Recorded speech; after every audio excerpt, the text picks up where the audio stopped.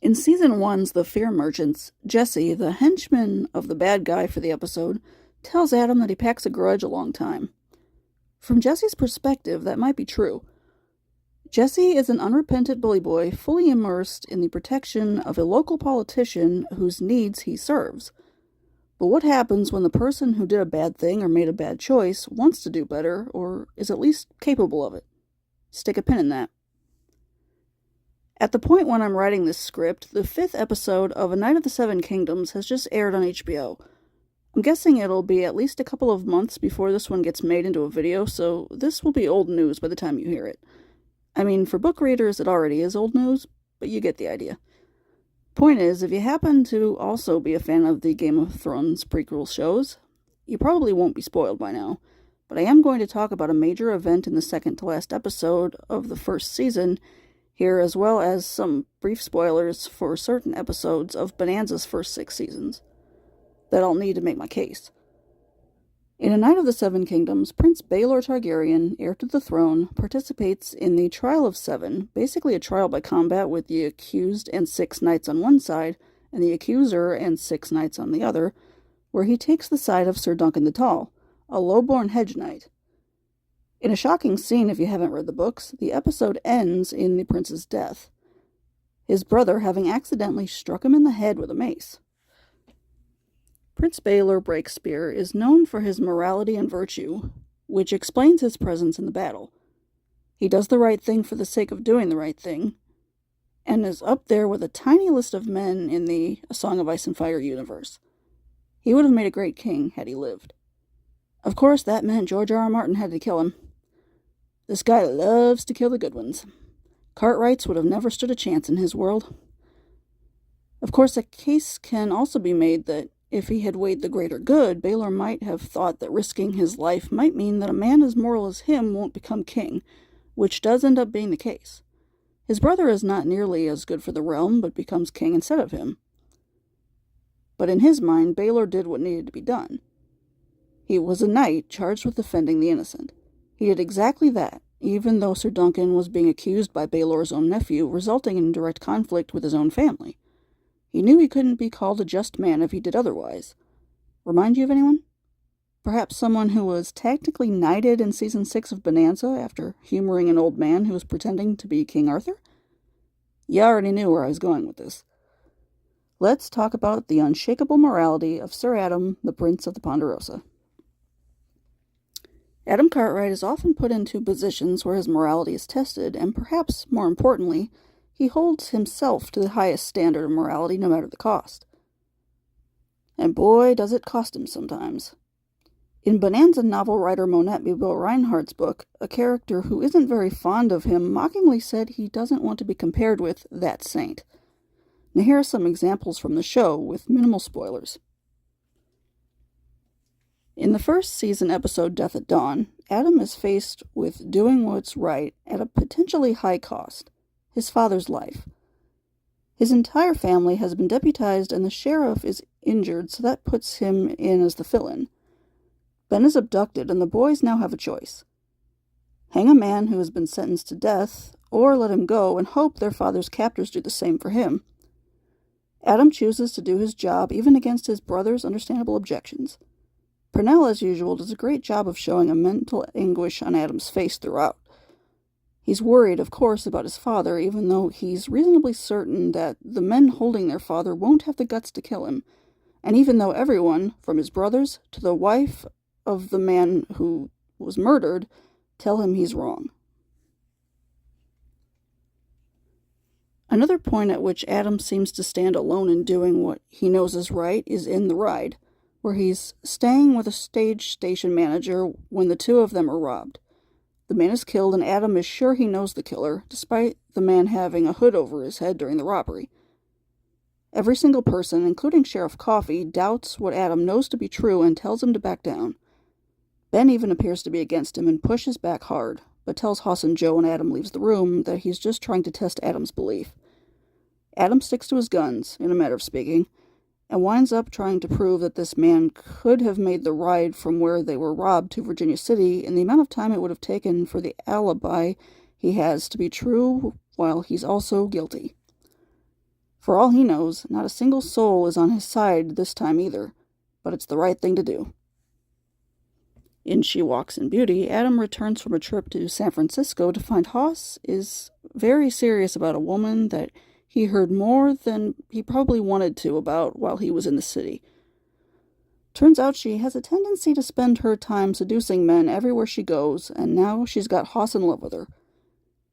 He goes to her to try to convince her to tell Hoss the truth herself, and instead she makes a play for him, falling back on what she knows best. This being Adam we're talking about, he refuses to take the bait.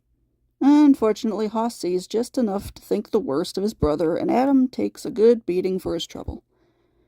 It's less touched upon, but his reputation in those last two examples takes a bit of a beating too, as both Reagan from She Walks in Beauty and Mary, the wife of the killer in the ride, accuse Adam of making advances to them against their will.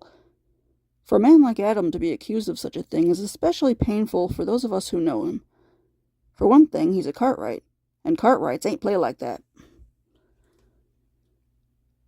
For a bit of a palate cleanser to the assault allegations, an episode where his potential to find love and happiness is pitted against doing what he feels an obligation to do is in The Hopefuls. He falls in love with a girl who's traveling with her Quaker people, and they're robbed by a man who Adam has recently met when he kept that man from being murdered in a heated poker game.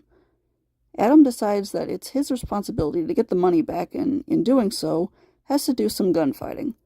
Regina and her people do not hold to violence of any kind, so she's unable to be with him after that. Whether or not they could have lasted anyway, living such different lives as they did, is up for debate. I mean, she never did wear a blue dress. However, this does seem to be a very painful loss for Adam at the end. I'd say Regina is at the top 2 love interests for him. Adam's sense of what is right comes at a cost of his personal safety several times.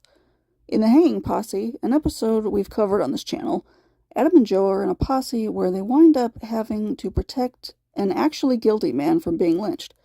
He gets shot at and loses a longtime friend of the family over it. In Song in the Dark, he goes to great lengths to keep a friend from being framed for first 1, then 2 murders Adam is sure he didn't commit. He again stands alone in that belief, and it pays off when he's right in the end. As a little side note, he's not afraid to pretend to be crazy to help a friend. His efforts also pay off when he goes against a friend of his father's in Eulogy for a Hangman to defend the son of a man who Ben's judge friend sentenced to hang when it turns out the man might not have been guilty. It is by no means always the case that his honest beliefs are correct. In Thanks for Everything, Friend, he defends a man who saved him from drowning, only to discover that he's actually a terrible person.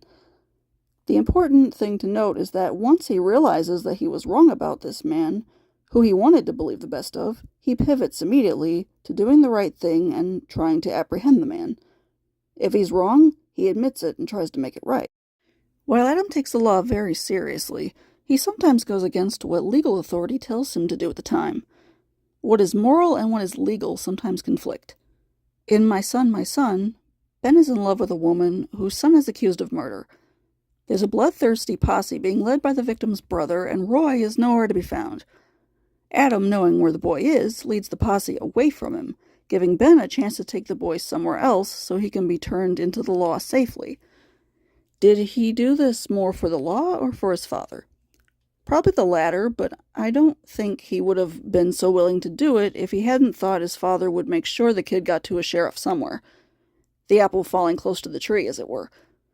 Further proof of Adam's unshakable morality is in the fact that he doesn't have to like you to help you if he knows you need it. You don't even have to deserve it. In The Search, a man literally steals his identity, and he winds up teaming up with a saloon girl who convinces him that this man is being framed. He goes so far as to put himself in danger when he discovers that the man's wife was in on the framing and had the man killed. In The Flannel-Mouth Gun, he opposes everything that Sherman Clegg stands for, but helps him prove himself innocent of murdering the wife of a friend of Adam's. In The Jackknife, Adam surmises early on that a man who he saves is part of a group of rustlers stealing from the Ponderosa, and he helps him anyway. In Desert Justice, he really doesn't care for the marshal who eventually deputizes him against his will. and he starts the episode thinking a ranch hand of the Ponderosa is the victim of the marshal's unfair treatment. Once the bait and switch takes place and he finds out that Dave is guilty, he does that job he never asked for and bears the weight of the badge he's wearing. One last instance that I'm physically incapable of not mentioning every chance I get is the Crucible. Peter Kane does everything he can to push Adam to the brink, and Adam holds out for a very long time. It takes starvation, mental torture, and head exhaustion to break him, and one could argue he never technically gets completely sent over the edge. These are but a handful of cases where Adam's morality is put to the test. Of course, we can say that about any Cartwright we want to, but I'm using Adam as a case study in this video because it's his morality that is often sometimes the most cited and pushed to its limit. It's his that is most often set against everyone else in the episode, even his own family on occasion. He's the one least likely to seek advice on whether or not he's right. He was already taught those lessons and doesn't need a refresher. And he is able to pass as a stand-in for Ben with Hoss and Joe when they come to him with their own morality quandaries. The audience is left to ask ourselves these inquiries as well, which I absolutely love. Most of us would like to think that we would make the right choice when faced with a difficult decision. Naturally, we might not always. Even Adam is capable of mistakes, but the point is, he always tries. There are heroes in almost every fictional story we hear of or watch who are made to do the right thing no matter the personal cost. Most of the time, it all works out for the best in a fairy tale world because that's the whole point. But the ones that truly stay with us, I believe, are the ones that don't turn out right just because the hero did the heroic thing. It's the times when the hero isn't happy in the end that truly matter. The higher the stakes, the most it reveals about the person taking the gamble. Power reveals, after all. Adam often has as much power as his father, even being given Ben's proxy and taking over for Ben whenever the situation calls for it. He steps in. He leads. And he is guided by a set of principles instilled in him from very early on in his life. He shows compassion even when it hurts him to do so. He would rather be proven wrong when doing the right thing than do what everyone else might think is right when the cost is that end result none of those people saw at the time. Integrity sometimes means standing alone, and the character of Adam Cartwright embodies that more so than most others in fiction at the time. And while there have been more since than who maybe lost more than Adam ever does, he stands as a testament. An early example that doing what is right is always worth the fight. Which is your favorite example of Adam's morality?